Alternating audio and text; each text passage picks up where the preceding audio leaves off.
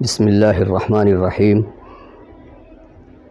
الحمد للہ رب العالمین والصلاة والسلام علی سید المرسلین خاتم النبیین محمد بن عبد اللہ الامین وعلی صحابتہ اجمعین اما بعد۔ ازدواجی زندگی اللہ تبارک و تعالیٰ کی نعمتوں میں ایک عظیم نعمت ہے۔ اللہ تبارک و تعالیٰ کا ارشاد ہے وَمِنْ آيَاتِهِ أَنْ خَلَقَ لَكُم مِّنْ أَنفُسِكُمْ أَزْوَاجًا لِتَسْكُنُوا إِلَيْهَا وَجَعَلَ بَيْنَكُم مَّوَدَّةً وَرَحْمَةً۔ اللہ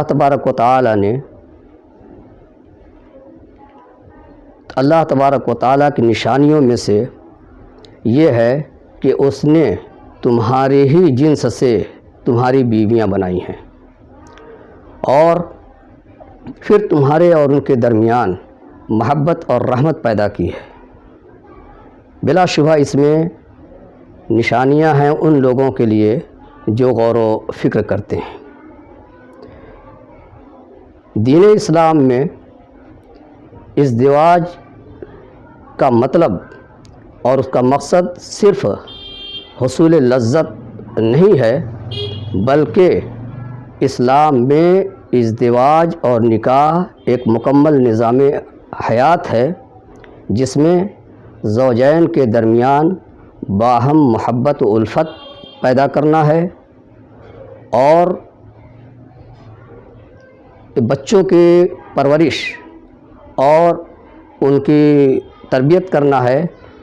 ایسا نہ ہو جیسا کہ عام طور پر ہوتا ہے کہ جہاں بے نکاح کے لوگ اپنی جنسی لذت اور جنسی سکون حاصل کرتے ہیں وہاں اولاد ضائع ہو جاتی ہے، رائگاں ہو جاتی ہے۔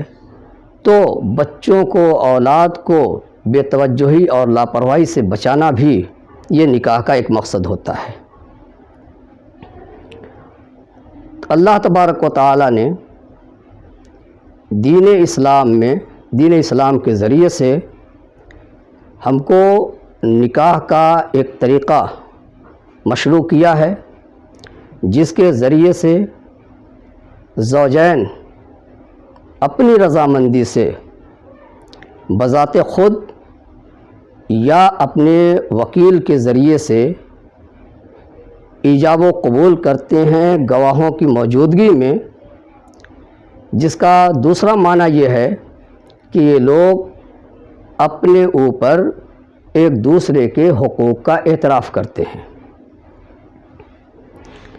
یہ اللہ تبارک و تعالیٰ کی مصلحت اور مشیت ہے کہ اس نے اپنی حکمت سے نوع انسانی میں جس کو چاہا مرد بنایا اور جس کو چاہا عورت بنایا، لیکن یہ چیز یعنی مرد اور عورت کا فرق یہ باعث برتری اور افتخار نہیں ہے، فخر کی چیز نہیں ہے، برتری کا باعث نہیں ہے،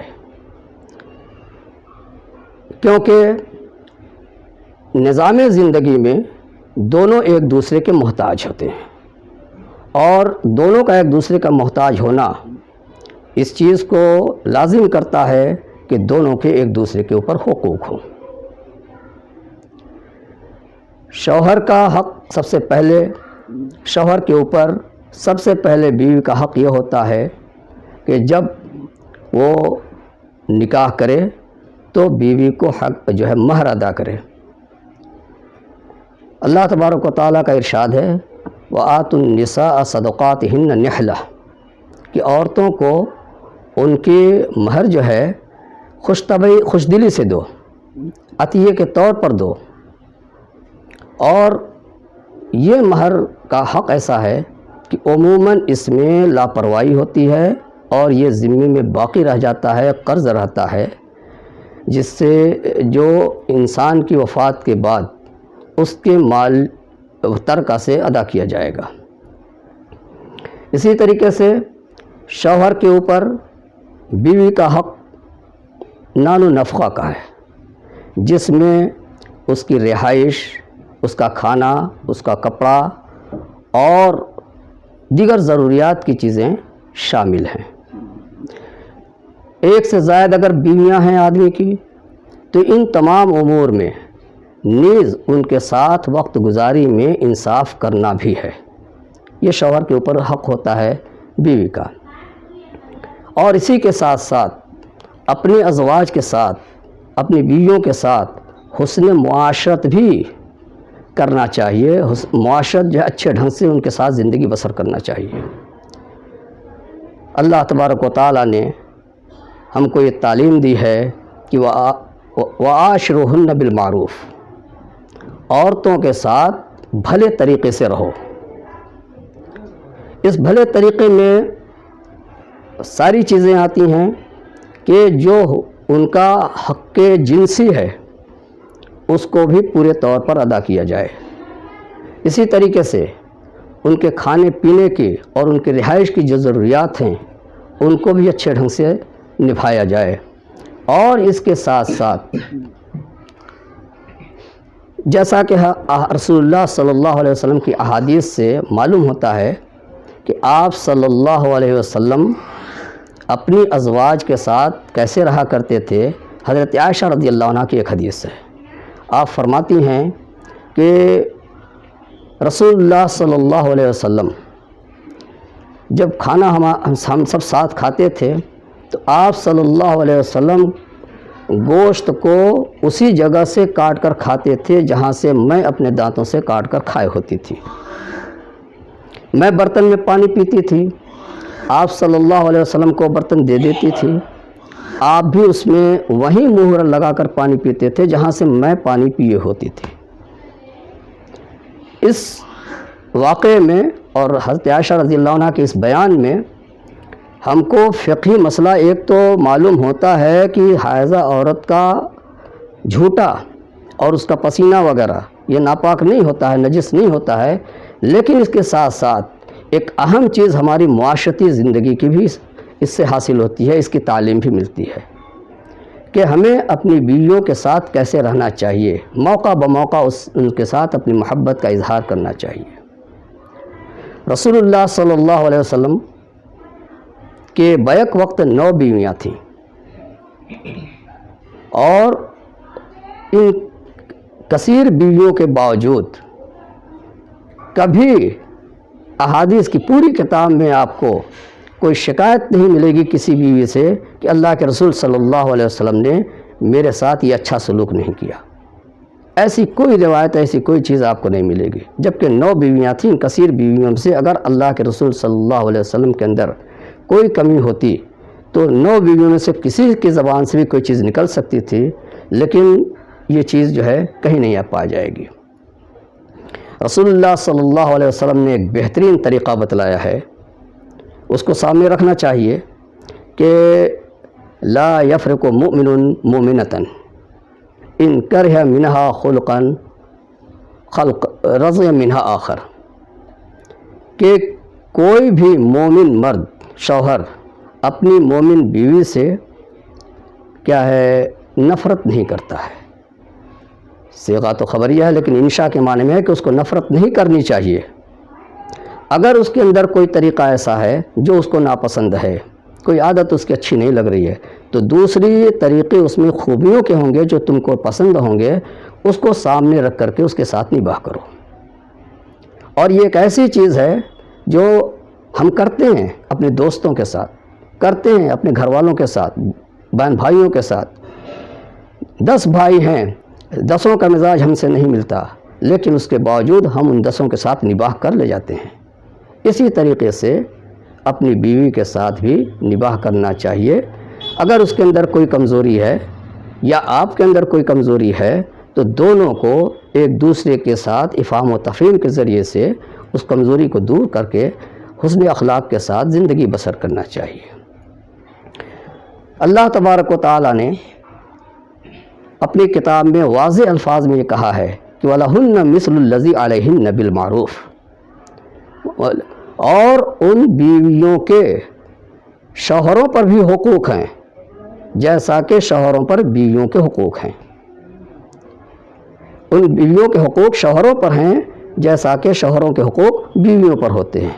عام طور پر لوگ بیویوں کے اوپر اپنا حق سمجھتے ہیں، لیکن خود ان بیویوں کا حق جو اپنے اوپر ہوتا ہے اس کی طرف توجہ نہیں ہوتی۔ اس آیت کی تفسیر میں بعض مفسرین نے حضرت عبداللہ ابن عباس رضی اللہ عنہ کا ایک قول ذکر کیا ہے، بہت ہی قابل توجہ ہے۔ وہ فرماتے ہیں کہ انی لاتزین لامرأتی کما تتزین لی، میں اپنی اہلیہ، اپنے گھر والیوں کے ساتھ ایسے ہی آرائش اختیار کرتا ہوں جیسا وہ میرے لیے زیب و زینت کرتی ہے۔ ہمیں اس پر غور کرنا چاہیے کہ ہم تو شراب پیتے ہیں، گٹکا کھاتے ہیں، پان کھاتے ہیں اور اس طرح کی گندی چیزیں استعمال کر کے اپنے منہ کو بدبودار کیے ہوتے ہیں، اور ہم چاہتے ہیں کہ ہماری بیویوں کے منہ سے جو ہے مشک و عنبر کی بو آئے۔ کہاں سے ایسا ہو سکتا ہے؟ جیسا آپ ہیں ویسے ہی وہ بھی ہے، جیسا آپ اپنے لیے چاہتے ہیں ویسے ہی ان کے لیے پسند کرنا چاہیے۔ رسول اللہ صلی اللہ علیہ وسلم نے واضح الفاظ میں کہا ہے کہ تم میں سب سے بہتر وہ شخص ہے جو اپنے گھر والوں کے لیے بہتر ہو۔ لہٰذا ہمیں اپنی بیویوں کے ساتھ اچھا برتاؤ کرنا چاہیے، ان کے حقوق کا خیال رکھنا چاہیے، کیونکہ جب ان حقوق میں کہیں سے بھی کوئی کمی ہوتی ہے تب گھر میں اور خاص طور سے زوجین کے درمیان بگاڑ اور فساد آتا ہے، تلخیاں پیدا ہوتی ہیں، رنجش ہوتی ہے۔ تو ہمیں ایک دوسرے کے حقوق کو پورا کرنا چاہیے۔ ہم میں کے لوگ اکثر، خاص طور سے ہمارے مئو کے معاشرے میں ایسا ہوتا ہے کہ ہم اپنے اوقات کو ہوٹلوں میں اور ادھر ادھر بیٹھ کر کے ضائع کرتے ہیں، اور گھر، بیوی، بچے پریشان حال رہتے ہیں۔ تو اس سے اپنے آپ کو بچانا چاہیے۔ اسی طریقے سے معاشرے میں ایک بہت بڑی خرابی اس وجہ سے بھی وجود میں آتی ہے کہ عموماً مرد حضرات غیر عورتوں کے ساتھ اپنے تعلقات رکھتے ہیں، اور اپنی بیویوں کے ساتھ اس تعلق کو جو شریعت نے اس کو حق دیا ہے وہ پورا نہیں کرتے ہیں۔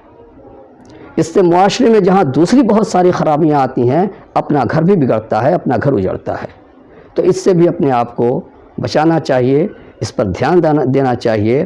اور زنا تو ایسا قبیح امر ہے کہ رسول اللہ صلی اللہ علیہ وسلم نے، ایک صحابی نے جب آپ سے درخواست کی کہ اللہ کے رسول مجھ کو زنا کی اجازت دے دیجئے، تو رسول اللہ صلی اللہ علیہ وسلم نے اس صحابی کو سمجھاتے ہوئے جو بات کہی مختصراً یہ ہے کہ آپ نے کہا کہ تم جیسے نہیں چاہتے کہ تمہاری بہن کے ساتھ کوئی زنا کرے، تم نہیں چاہتے کہ تمہاری ماں کے ساتھ کوئی زنا کرے، تم نہیں چاہتے کہ تمہاری خالہ اور پھوپھیوں کے ساتھ کوئی زنا کرے، اسی طریقے سے کوئی بھی آدمی نہیں چاہتا ہے کہ اس کی بہن، پھوپھی، ماؤں کے ساتھ زنا کیا جائے۔ تو جب آپ کا میلان اس طرف ہوتا ہے تو اس وقت تھوڑا سا اپنے بہن بیٹیوں کا بھی خیال رکھ لیا کیجیے کہ اگر یہی کام ہماری بہن بیٹیوں کے ساتھ کوئی کرتا ہے تو ہمیں کیسے گوارا ہوگا۔ تو دوسروں کو بھی یہ چیز گوارا نہیں ہوتی ہے۔ معاشرے کو خرابیوں سے بچائیے۔ اللہ تبارک و تعالیٰ کا ارشاد ہے، ان الذین یحبون ان تشیع الفاحشۃ فی الذین آمنوا لہم عذاب علیم۔ وہ لوگ جو معاشرے میں برائیوں کو پھیلانا پسند کرتے ہیں، ان کے لیے اللہ کے نزدیک دردناک عذاب ہے۔ اور یہ آیت ایک ایسے موقع سے نازل ہوئی ہے جب کہ سیدہ عائشہ ام المومنین حضرت عائشہ رضی اللہ عنہ پر ایک تہمت لگائی گئی تھی، اور بعض لوگوں نے تحقیق کیے بغیر اس کو جو ہے پھیلانا شروع کر دیا تھا، تو اللہ تبارک و تعالیٰ نے متنبہ کیا ہے۔ تو جیسے ایک جھوٹی تہمت اس طرح کی پسند نہیں ہے، تو حقیقی زنا کا رواج دینا یہ کہاں سے اللہ کو گوارا ہو سکتا ہے۔ اس لیے معاشرے کو تباہی میں لے جانے سے بچانے کے لیے زنا سے بچنا ضروری ہے۔ اللہ تبارک و تعالیٰ نے ہماری اس جنسی خواہش کو پورا کرنے کا ہمیں موقع دیا ہے، نکاح کے ذریعے سے اپنی بیویوں سے وہ چیز حاصل کرنے کا، تو ہمیں اسی پر اکتفا کرنا چاہیے۔ بس وآخر دعوانا الحمدللہ رب العالمین۔ ٹھیک ہے، دیکھ لیجئے۔